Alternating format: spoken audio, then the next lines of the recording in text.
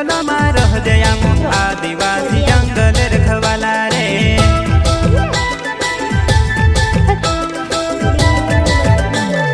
चल जंगल जमीन काज पूजे रे आदिवासी दुनिया ने रखवाला रे।